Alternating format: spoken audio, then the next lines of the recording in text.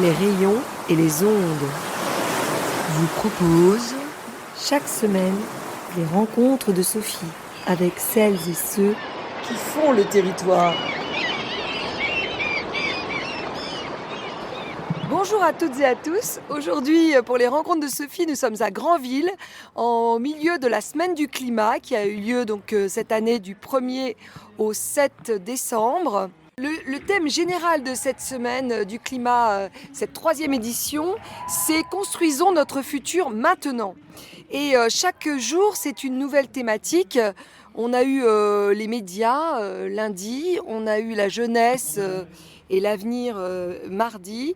Et ce mercredi, c'était sur les mobilités douces, avec Laurent Huette qui nous a parlé de la voiture, le partage d'une voiture municipale à Saint-Sauveur village.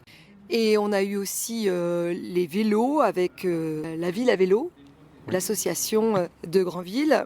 On a eu Pascal Coulombier qui nous a parlé du Covoistop et nous avions Daniel Mouton du collectif de train. Je vais lui laisser dire tout le nom exact qui est un peu long mais qui est très important. Et Daniel Mouton qu'on avait vu récemment à Villedieu pour un magnifique film qui parlait des trains de Suisse à la France et une comparaison qui n'était pas d'ailleurs positive pour nous les Français. Alors, bonjour Daniel Mouton.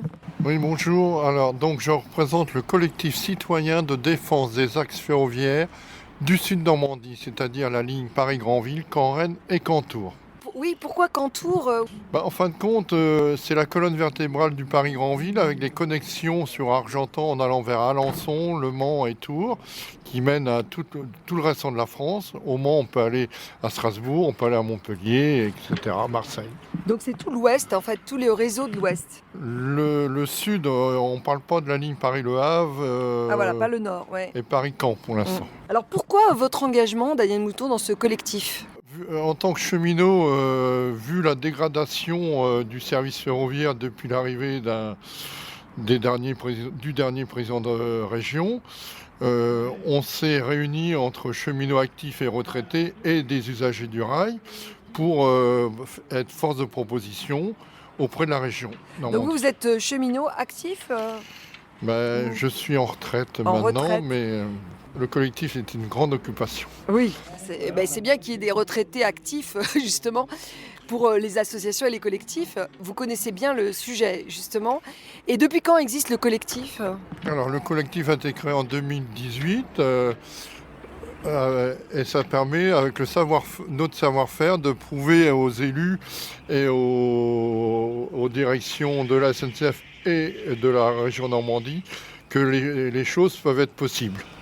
Alors souvent le président de région, donc Hervé Morin, dit qu'il a développé les trains depuis qu'il est là. Et en fait non, c'est pas du tout le cas. Ça ne va pas, les trains ?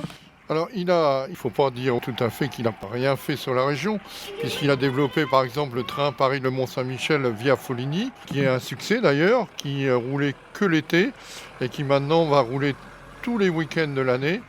La seule chose, c'est qu'on voudrait qu'il roule toute l'année, tous les jours. Donc les choses avancent, mais il a priorisé certaines lignes par rapport à d'autres. Et tout à l'heure, vous disiez, parce que là, on est après la conférence, le débat que vous avez fait, c'était pas un débat, c'était une présentation justement des mobilités douces. Et vous expliquiez que, oui, vous aimeriez bien aussi que ça soit dans l'autre sens, c'est ça ? Voilà, c'est qu'en fin de compte, le président de la région, elle a créé des trains, mais tout en gardant le même nombre de ce qu'on appelle de kilomètres train qu'elle avait auparavant. C'est-à-dire que sur Dreux-Granville, elle avait supprimé des trains, donc elle a créé à d'autres endroits des trains. Mais il y a toujours le même nombre de kilomètres train sur la région, à coût constant. Et ce que vous disiez, c'est qu'en fait, c'est bête parce que si les trains, par exemple, vont à Pontorson, ils pourraient aussi revenir, aller de Pontorson à Paris pour que ça soit pas seulement pour les touristes. C'est ça, c'est une conception assez touristique et pas pour les usagers, les habitants. Voilà, donc c'est cette vision que nous, on veut remettre en ordre. Le tourisme, c'est bien, il en faut. À savoir, c'est quand même mieux de passer par Foligny et Pontorson au lieu de passer par Rennes TGV, qui est plus cher en plus. Mais toujours est-il, c'est que la population du bassin du Sud-Manche a besoin de transport ferroviaire, puisqu'il prend en majorité à l'entrée de Granville, entre autres, 85% des gens sont tout seuls dans la voiture en venant d'Avranches, de Villedieu ou de Coutances. Et donc, recréons des trains avec la Bretagne, entre autres, puisque à Dole de Bretagne, on a 23 arrêts par jour. Oui, alors vous disiez tout à l'heure aussi qu'en Bretagne, il y a beaucoup plus de trains et que les communautés de communes s'en occupent, c'est ça? Voilà, et les règles de financement doivent évoluer. Le citoyen lambda pense que c'est que la région qui est autorité organisatrice des transports, alors qu'avec la loi LOM, les communautés de communes peuvent aussi s'allier avec la région pour acheter du matériel. C'est-à-dire que là, sur Vannes-Quimper, par exemple, les communautés de communes ont participé pour acheter 3 rames supplémentaires pour assurer plus de 450 trains en semaine sur l'axe Vannes-Quimper. Sur notre région, aussi bien le Pays de la Baie, sur Avranches, peut s'allier et on pourra avoir plus de trains sur notre région et avoir des subventions. D'ailleurs, oui, vous parlez de la région, on dit toujours c'est la région, mais en fait c'est ça qui est compliqué, que chacun reste dans son coin, parce que là vous avez participé aussi au cahier d'acteurs pour la concertation sur Granville-Avranches, la route, et ça c'était le département. Ce qui a fait notre force, c'est aussi oui, le ralliement de 13 associations, basées pratiquement sur la nature, mais sur le covoit, sur, pour nous ce qui concerne le train et les bus. On a été écouté au mois de décembre 2024 par le département, qui a été très attentif, mais sauf que lui n'a pas la main sur les transports. Chacun quand même sur la route. Oui, sur la route, mais pas sur le ferroviaire. Ouais. Alors que c'est trop facile que les élus restent dans leur coin. Je pense va falloir que tous les élus participent au développement du Sud-Manche via le ferroviaire. Avoir une vision globale. En fait, c'est ce qui ressortait d'ailleurs de votre conférence ce soir. C'est qu'en fait, plutôt que de voir les routes d'un côté, les vélos d'un côté, le train d'un côté, il faut tout voir ensemble, c'est ça? Écoutez, on va presque regretter le temps de la SNCF qui était aménageur du territoire au niveau national. C'est l'État qui organisait les transports. Et en fin de compte, ça serait peut-être plus facile de revenir à des solutions comme ça. Je prends par exemple le fait de tout ce qui est régénération de la voie ferrée, où Hervé Morin a repris toute la région Normandie au niveau des transports, sauf que maintenant il réclame que ce soit l'État qui paye les travaux de régénération de la voie Paris-Granville, alors qu'il s'en est enlevé il y a quelques années. C'est des comportements qu'on a du mal à comprendre. Il valait mieux rester que cette ligne Paris-Granville reste ce qu'on appelait une grande ligne, comme Paris-Camp-Cherbourg, comme Paris-Le Havre, comme Paris-Bordeaux.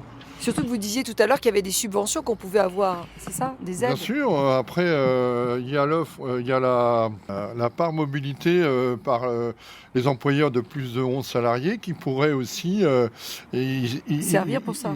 Pourraient servir. C'est 0,15% qui représente la somme de 45 millions d'euros par an. C'est un peu anormal de ne pas s'en être servi. Je ne sais pas s'il veut servir ses amis ou le service public. Alors plus largement, d'ailleurs, vous disiez, quand il y avait le film sur la Suisse et la France, qu'en fait on a supprimé, autant en Suisse on développe le train énormément, autant en France on a supprimé beaucoup de voies. On a été, il y a 30 ans, dans une logique du tout voiture et je pense que les communautés, les villes avaient des subventions pour déferrer les voies ferrées. Et 30 ans plus tard, en 2025, on s'aperçoit que les gens n'ont pas tous les moyens d'avoir une voiture, le coût de l'énergie augmente, et des régions comme l'Occitanie, eux, rentrent en plein dedans avec des rouvertures de lignes, sur Montrégeau-Luchon en particulier, et a une tarification très adaptée à la population avec des TER à 1 euro. Oui, Alors, parce qu'il y a la question du prix aussi. Déjà, il n'y a pas beaucoup de trains et en plus, les prix sont très chers en voilà, France. c'est Ouais. il y a certaines réductions, mais c'est pas les trains les plus intéressants pour les gens qui vont travailler. Les- il faut aussi rappeler quand même que les salariés ont des abonnements de travail payés par l'employeur à 50%, mais s'il n'y a pas de train aux heures où ils vont travailler, c'est pas la peine, quoi. Mm. Donc, Ouais. en fin de compte, il faut pas rester sur le tout tourisme. Alors, qu'est-ce que vous avez obtenu finalement à Granville, je crois que vous avez obtenu quand même un peu plus de trains, non? Alors, de notre compétence, on s'était aperçu, c'est un exemple très concret, que le vendredi, il y avait un train qui partait à Ville de Granville pour être acheminé à Paris, pour ramener des voyageurs en week-end le vendredi soir à Granville. Donc, il y avait l'équipement personnel, aussi bien le vendredi soir, le vendredi midi dans un sens que le lundi matin dans le sens de retour. On a prouvé à la région qu'on pouvait les ouvrir aux voyageurs. Plus il y a de trains, plus il y aura de voyageurs dedans. Oui, plutôt que oui, c'est ça. Plutôt que de dire on ferme parce qu'il y a pas de voyageurs, mais en fait, vous avez parlé aussi des travaux, hein, souvent qui découragent les gens. Alors oui, sur les travaux, j'ai parlé de régénération tout à l'heure, mais le problème c'est que le réseau devient vétuste. Et il y a de plus en plus, outre les gibiers, les sangliers, il y a beaucoup de problèmes sur les passages à niveau, les barrières qui ne se lèvent pas ou qui ne se ferment pas. Et comme il y a très peu de personnel d'astreinte à la SNCF, eh ben, parfois les gens viennent de Caen pour aller par exemple à Surdon ou à l'Aigle. Donc les trains sont bloqués ou on a eu depuis quelques temps, là, surtout en cette période d'hiver, beaucoup de retard dû à ça. Et vous disiez aussi qu'on a supprimé des deuxièmes voies qui permettaient justement de pouvoir continuer à rouler un peu moins vite, mais rouler malgré les problèmes. Voilà, C'est donc ça? la mode, il faut revoir toujours l'historique. Il y a plus de 20 ans, les élus voulaient des trains Paris-Granville en 3 heures. Donc ils ont créé les solutions pour, à certains endroits, supprimer la deuxième voie, pour la mettre au milieu et avec des courbes, ce qu'on appelle des courbes Ah oui, relevées, aller plus vite. au lieu de rouler à 110, 120 km/h, maintenant on roule sur Paris-Granville à 160 km/h.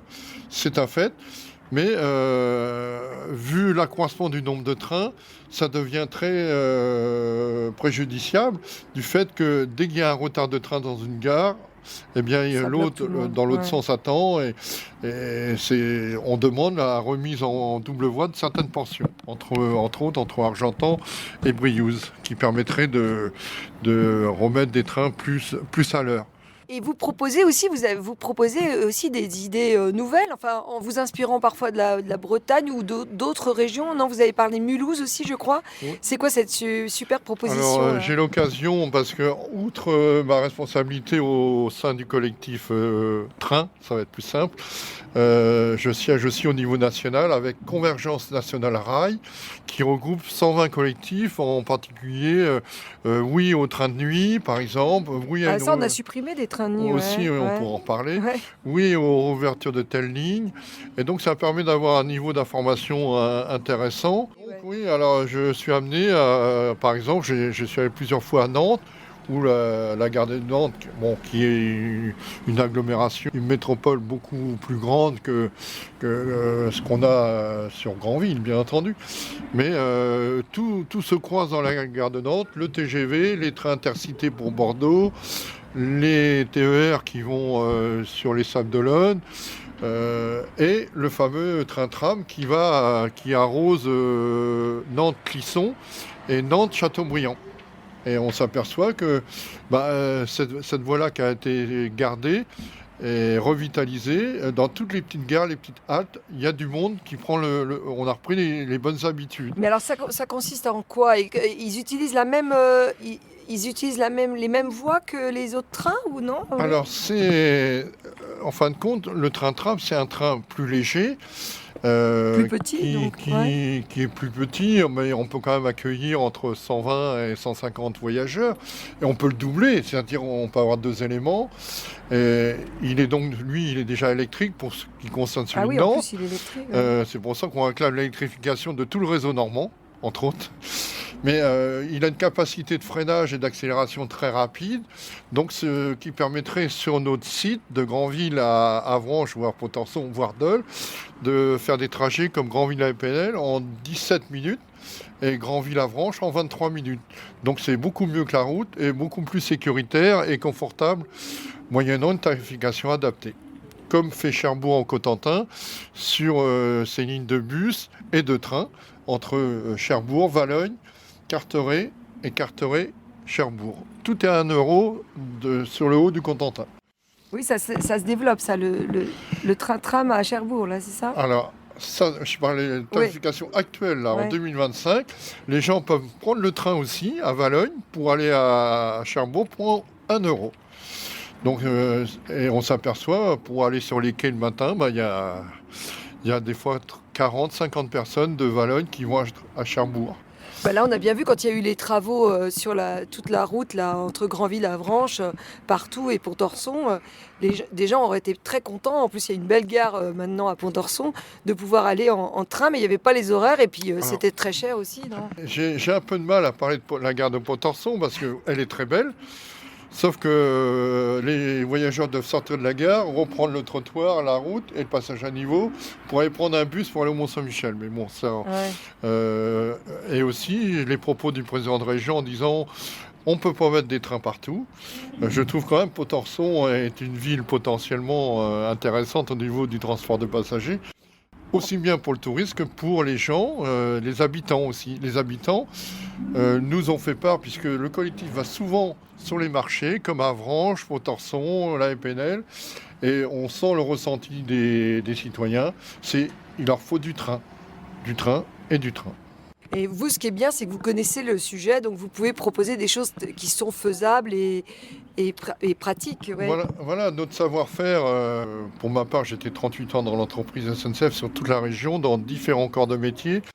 Et on est toujours en relation avec les horaristes de la région, avec les aiguilleurs qui nous donnent entre guillemets, les secrets de fabrication, il n'y a pas à se cacher. Et on sait très bien, tout ce qu'on propose tient la route. D'ailleurs, un exemple très flagrant, l'annonce des arrêts de tous les trains Paris-Granville en fin 2026 en gare de Foligny. Donc ça prouve...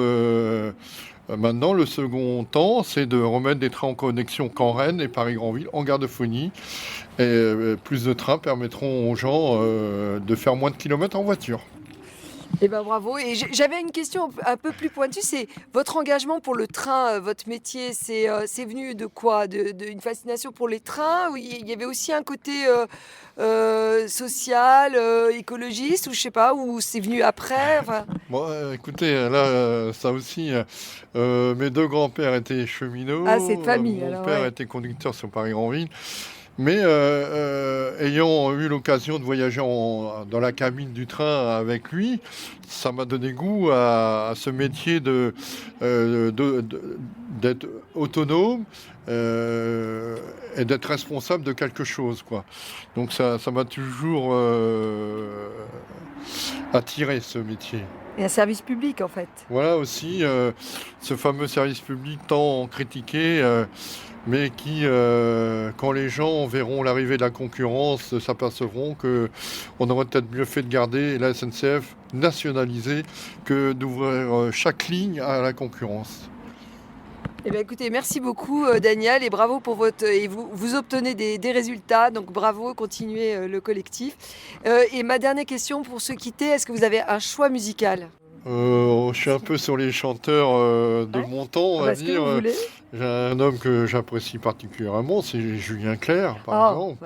Je pense que je ne me trompe pas de beaucoup autour de moi, avec tout ce style de chanson. Je pense que c'est un homme humaniste qui est contre l'injustice. Je pense qu'on a des points de vue, on se rencontrerait, je pense qu'on aurait des points communs. Ah bah, faudrait le faire venir ici à Granville parce que ça il est formidable. Par le train. Et alors, vous avez eu un choix d'une chanson?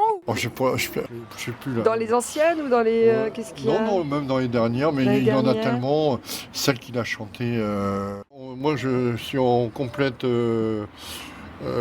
unité avec la chanson de Julien Clerc pour l'entrée de Monsieur Badinter au Panthéon. Celle sur la peine de mort alors. Voilà, sur Ah oui, autre, la elle est peine très de belle, mort. elle est très belle. Mais il en a des tas, des tas. Très bien. Eh ben merci beaucoup Merci Daniel à vous. Mouton et bravo au collectif.